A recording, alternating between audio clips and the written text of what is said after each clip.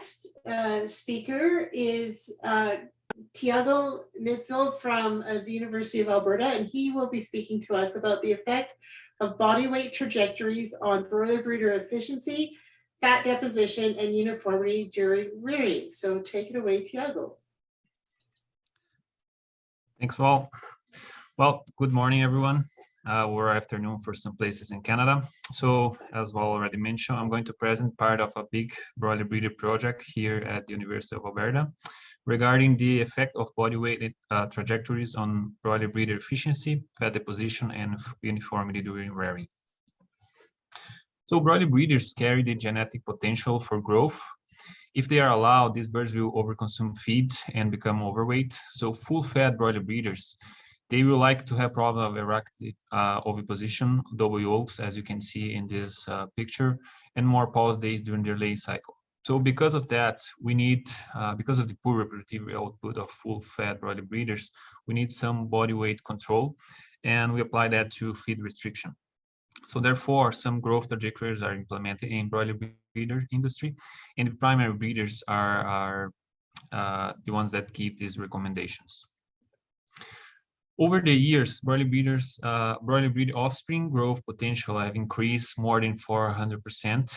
And in addition to the little change in broiler breeder body weight targets trajectories, feed restriction seems to have increased in mother broiler breeders. So here I brought a graph with a degree of restriction based on percent of body weight. So we can see the degree of restriction is more severe during the rearing phase and in a less extent during the laying phase. Also, most of the increase in growth potential of offspring and broiler breeders due to the lean deposition, and we can see that in the literature reports that the total fat of broiler breeders have decreased over the last 30 years.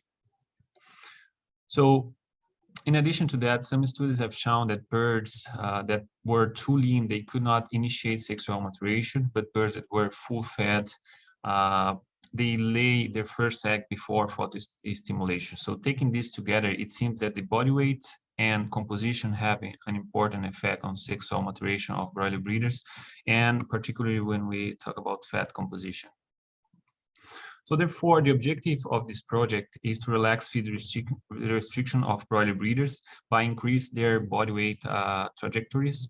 So today I will show you part of this project, and I will show you the effect of different body weight growth trajectories on fat deposition in abdominal fat pad, feed efficiency, body weight, and uniformity of conventional birds versus precision feeding birds. So our hypothesis is that the early growth and advanced pubertal growth would increase body weight of the birds, abdominal fat pad, and also the feed conversion ratio. And the comparison between the conventional versus the precision feeding system, the higher uniformity would be in the precision feeding system. So the strain we use for the trial is Ross 308, and to answer our hypothesis, 2 studies are being conducted with the precision feeding system, which allow us to apply these growth curves. And we are currently conducting this study, and we are at 30 weeks of age.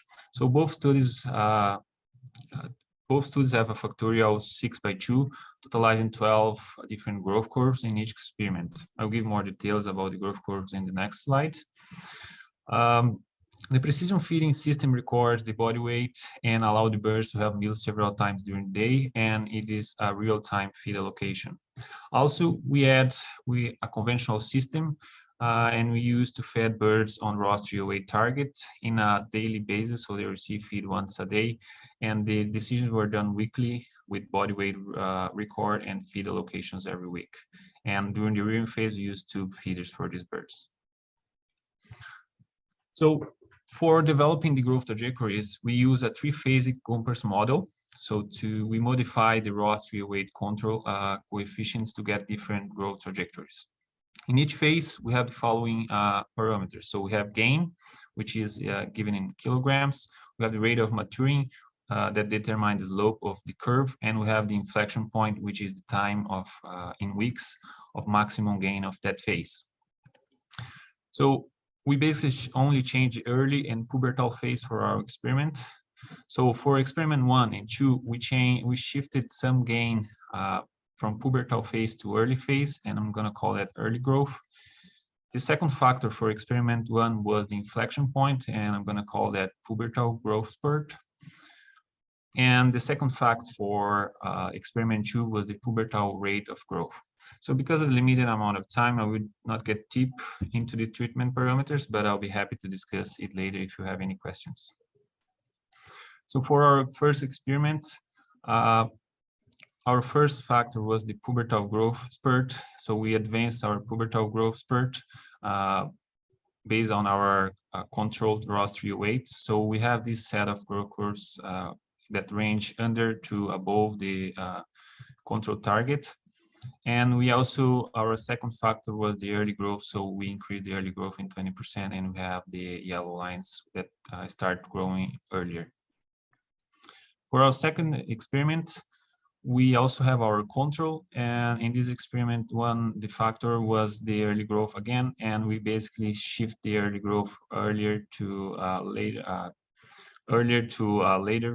early growth. So we have again the range of gain above to under our target rostral weight.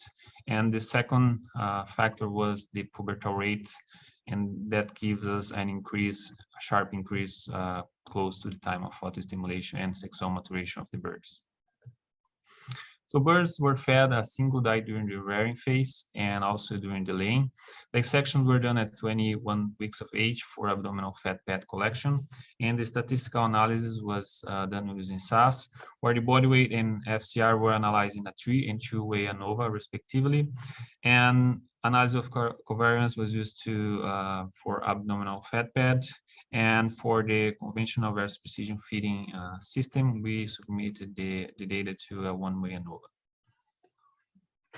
So going to the results, the body weight was different among the curves as expected in experiment 1. So if we break it down in less growth curves per graph, you can see here that the target, the dotted line, the dotted black line for the respective treatment is just under the body weight treatment for each bird, so we can see that they were on target as expected. The same for the second set of experiment 1. And for experiment 2, again, we can see there is a difference in body weight during the rearing phase. And again, the body weight growth curves were followed as the target for the first set and also for the second set. So the cumulative FCR at 21 weeks of age was not different due to the time of pubertal growth spurt, but it was graded with the early growth of 20%. That was in experiment 1. And in experiment 2, also the early growth increase. As the early growth increased, birds had a higher feed conversion ratio, and no difference was found with the pubertal rate of growth. For abdominal fat pad deposition in experiment 1, it increased as the pubertal growth spurt was advanced, and so we have a decrease in fat pads 0.2% every week that we get a delay in the pubertal growth spurt. And for the experiment 2, no difference of fat pad deposition was found between the growth curves. For the conventional and PFS comparison, we can see that the body weight had an age, the system versus age effect. So it was mostly due at the start because of the precision feeding system require a training period, and usually this training period, birds some of the birds tend to lose some weight. And after this period, you can see that most of them were pretty similar in body weight to the end of the rearing phase. Although the body weight of the group was similar, we can see that the uniformity of the conventional system was a lot different than the precision feeding system. So to that, we can see that the coefficient of variation was much smaller in the precision feeding system compared to the conventional system. So some preliminary conclusions. We we were able to get the broiler breeders on target as expected in experiment 1 and 2 due to the use of precision feeding system. The feed efficiency decreased as the early growth increased, and here the first thought would be we don't want to relax the growth trajectories because of this decrease in feed efficiency, but we need to know that we also need to evaluate the reproductive efficiency of these birds, and maybe later on also do economic analysis on that too. The precision feeding system increased uniformity compared to the conventional system, and the abnormal fat pad deposition increased as the pubertal growth was advanced. And thanks everyone for attending, and I'd like to thank our partners and sponsors. Well, thank you, Thiago. That was a lot to cover in a very short period of time, and I know you've got so much more data to present. So thank you for kind of paring it down for us and helping us to get through that. If there's any questions, please add them to the question and answer box. We've got one here. It says, which growth scenario has resulted in the most efficient birds so far? And have you looked at residual heat production values? Thanks, Mohammed, for the question. The most efficient was the lower body weight target, but we haven't had a look. We haven't had a look in the residual heat production values, but we will. So when you say the lower body weight targets, It was the lower it was in the experiment 2, so it was the lower when we actually shift some growth from phase 1, so the early phase, to the pubertal phase. So they grow less in the initial phase through the and after close to the pubertal phase they increase their body weight. So that doesn't mean they will be more efficient later. It means that they were just less efficient during the rearing. Perfect. Another question here from Gregory. Was the FCR presented for the overall growth period, and were there any differences between the early and pubertal phases? Yeah, there was the overall, it was the cumulative FCR. We didn't break it down, but there was, thinking of the interaction, there was not a lot of difference between the early and the pubertal phase. So mostly the pubertal phase, the FCR was similar when we shift the growth curves, but when you start with the early, the FCR was more, difference were more pronounced. Perfect. Can you comment on the precision feeding on the environmental impacts of production? Yeah, the precision feeding is a promising tool for that, because usually birds, they're more, because they fed through the day, they're more efficient, so they can well, there's some data that show that they deposit less fat, or the hypothesis that they deposit less fat because their requirements are met throughout the day, so they don't have one feed per day.